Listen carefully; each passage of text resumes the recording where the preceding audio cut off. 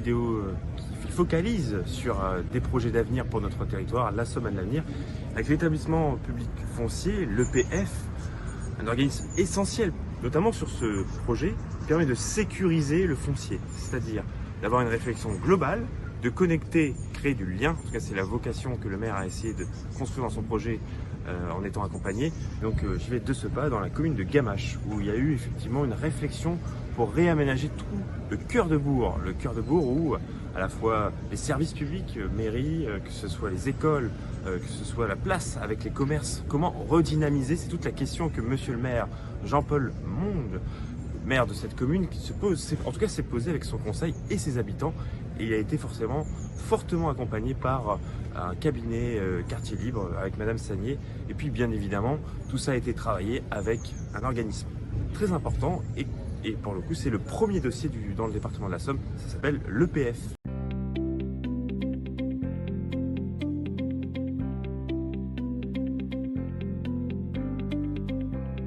Si on veut rester fidèle à notre programme, on va dire qualité de vie, pratiquement créer du lien et puis terminer par l'attractivité. Mais après, je trouve que ça a évolué quand même au fur et à mesure des rencontres, des travaux. L'EPF des Hauts-de-France existait déjà avant, mais sans le département de la Somme. Le fonctionnement de l'EPF sur le département de la Somme. La commune de Gamache a sollicité l'EPF, il y a eu une rencontre, oui, voilà, il y a eu des contacts qui ont été pris parce que la commune avait déjà parce qu'elle avait un projet qui était mature, et puis qu'à l'intérieur de ce projet, elle avait déjà identifié des friches qui pouvaient être intéressantes à faire porter par l'EPF. Et les échanges se sont un peu intensifiés, voire précipités l'année dernière, en 2022, parce que la commune a reçu une déclaration d'intention d'aliéner sur une des principales friches qui est là sur la place. Et que là, la question s'est très concrètement posée de l'acquisition, dans le cadre de cette déclaration d'intention d'aliéner, par la commune de cette friche, parce que c'était une opportunité qu'il ne fallait pas louper. La première étape, c'est un échec. En 2014, l'État a lancé à l'échelle nationale un appel à manifestation d'intérêt centre-ville, centre-bourg. Il n'y a que Ham qui Et dans la Somme, il y avait 4 communes, donc Ham, Gamache, Doulan et Péronne. En fait, donc les 4 communes ont fait acte de candidature, et c'est Ham qui a été déclarée lauréate. Et c'est l'État, pour le coup, la DDTM, donc la Direction départementale des territoires et de la mer de la Somme, qui s'est dit c'est quand même dommage qu'il y ait cette dynamique et qu'on s'arrête là en fait. Et donc elle a proposé aux communes de Gamache et de Péronne de réaliser une des premières études la première étude centre-bourg dans la Somme, donc c'était une démarche qui s'appelait Rayonner en Somme, 2015-2016.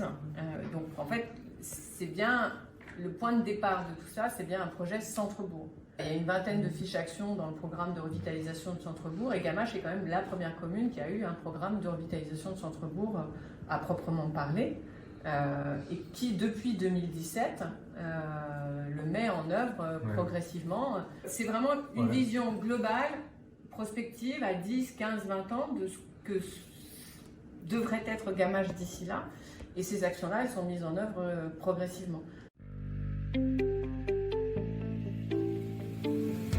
L'EPF ne subventionne pas, par contre l'EPF rachète. Il rachète. L'EPF a signé sa première convention avec Gamache. C'est Gamache. La première ville de la Somme. La première ville de la Somme à avoir signé une convention avec l'EPF, c'est l'année dernière, au mois d'octobre, c'est Gamache. Et c'est là l'acquisition qui va intervenir d'ici quelques jours pour la dernière à Tatin. C'est la première acquisition de l'EPF dans la Somme. Je pense quand même qu'on avait à cœur ce projet. Bon. Après, évidemment, il faut chercher des financeurs. Ce qui a peut-être été difficile, c'est cette concordance de temps, en fait. Parce que là, c'est vrai qu'en tout cas, sur la première phase du projet, on a l'avantage. Alors, il y a eu la déclaration d'intention d'aliéner. En même temps, l'EPF était déjà sur le territoire. La commune l'EPF a pu acheter, est en train d'acheter. La démolition du bâtiment, elle va intervenir quasiment en même temps, ce qui n'aurait peut-être pas été le cas si effectivement la commune avait dû acheter. Et là, l'avantage quand même de l'EPF, c'est que l'EPF va porter le foncier pendant 5 ans. C'est-à-dire que pendant 5 ans, la commune, elle débourse rien. Et elle le rachètera à partir du moment où, dans 5 ans, ça laisse le temps à la commune de savoir quel projet elle va faire dessus. Donc finalement, quand elle le rachètera, elle sera déjà en capacité d'avoir un retour sur investissement. On n'a pas sollicité de financement à ce stade sur l'entièreté du projet. Les financements qu'on a sollicités, c'est sur cette première phase. D'accord. Et sur cette première phase-là, le plan de financement tel qu'il est construit aujourd'hui, on est quasiment sollicité, pas acquise, mais on est quasiment à 75% de subventions sollicitées auprès de l'État, de la région, non, État et département seulement sur cette première phase. D'accord. À l'intérieur de ce périmètre de projet, on a l'essentiel des équipements publics, donc on vient effectivement créer du lien, mailler, faciliter les déplacements, les connexions entre ces différents équipements.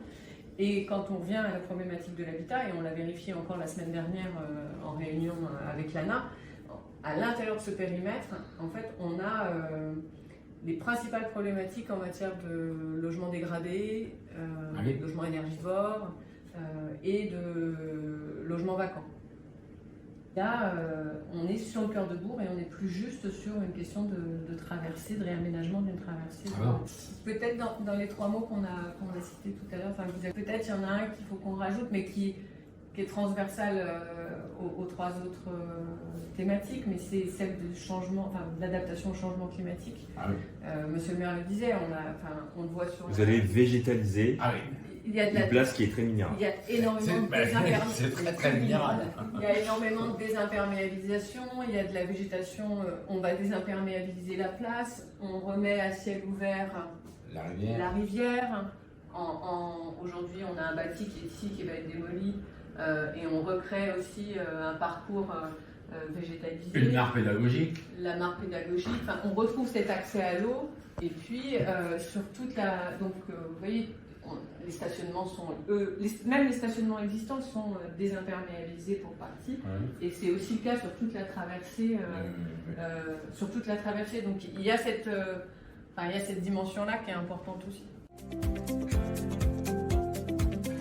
Parce qu'on y travaille.